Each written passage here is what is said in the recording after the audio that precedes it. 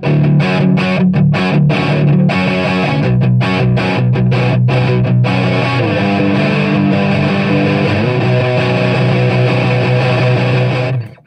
at the camera. Hey, what's up? I'm back with another video. So a few weeks ago on Instagram, I posted a short clip showing how I like to set the Boss DS1 because I think most people who don't talk about it favorably actually aren't using it properly. That's just my opinion. I know there's no right or wrong in music, and if it sounds good to you, then great. But if you think that this pedal is not good, you think this is a bad distortion, I have to disagree with you, and I will show you why. I will show you what people do wrong, in my opinion, and how to set it to get maximum tonal fun out of your rig. Plus, it's cheap, it's widely available, and yes, I know mine is black. It's internally exactly the same as an unmodified orange DS1 that you can get anywhere. This is just a limited edition that Guitar Center had for, I don't remember what special occasion, but it was a special inverted color scheme of the regular DS1. Circuit-wise, it's identical. I picked it up because it was black and rad looking. So let's get into what I think people get wrong about the DS1. Here we go. Okay, so what do I mean when I say people are using it wrong? Well, I say that because most people set the tone on most dirt pedals somewhere in that ballpark. That's not a hard and fast rule, but it's usually above noon somewhere. And a lot of pedals sound great there. The problem is the DS1 generally doesn't. You'll see in the video, once you get it past noon, in most cases, it gets really hairy and spitty. Now, another thing about the DS1 that people tend to overlook, and this is true for a lot of pedals, but it's especially true for this design, the more distortion you add, the more that high-end content gets emphasized, and you'll hear that in the video as well. So you want to be mindful of how much dirt you really need, and that's going to influence where you set the tone control. These two controls are very, very interactive with each other. So you might be in here somewhere, which I know looks weird, but really is a pretty good mode for most things. And as you start turning up the dirt, you're like, oh, I'm getting that fizziness. Well, you might have to roll it back down a little bit because that's just introducing more distortion and more opportunity for unwanted high end to sneak in there and mess with things. So another thing that people don't talk about the DS1 having is a pretty cool low drive sound. It's still pretty hairy and you got to mess with your dynamics to really get the most out of it, but it does have some cool sounds in the lower drive modes, and I show that towards the end of the video. So, all right, enough talking, let's get into it. Oh yeah, and another disclaimer, real quick.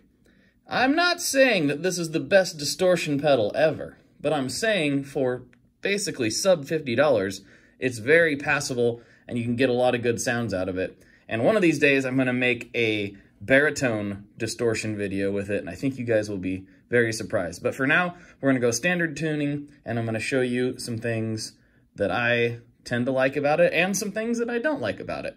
Put some headphones on or get some good speakers because you'll want to hear the details. All right, here we go.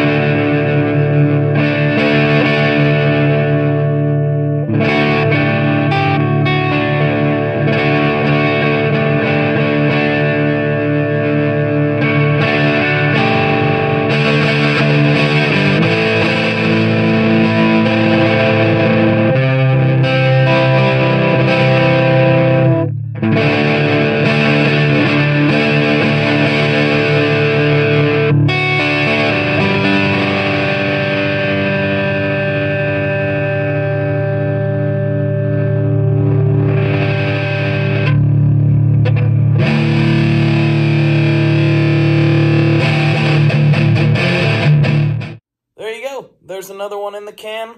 Still rolling on this 30 videos, 30 days train. Got another one for you tomorrow. And hope you enjoyed this one. If you did, please comment, like, all that good YouTube stuff that you know the YouTubers love you to do. It really does help a lot. And yeah, thanks for tuning in. I'll talk to you tomorrow.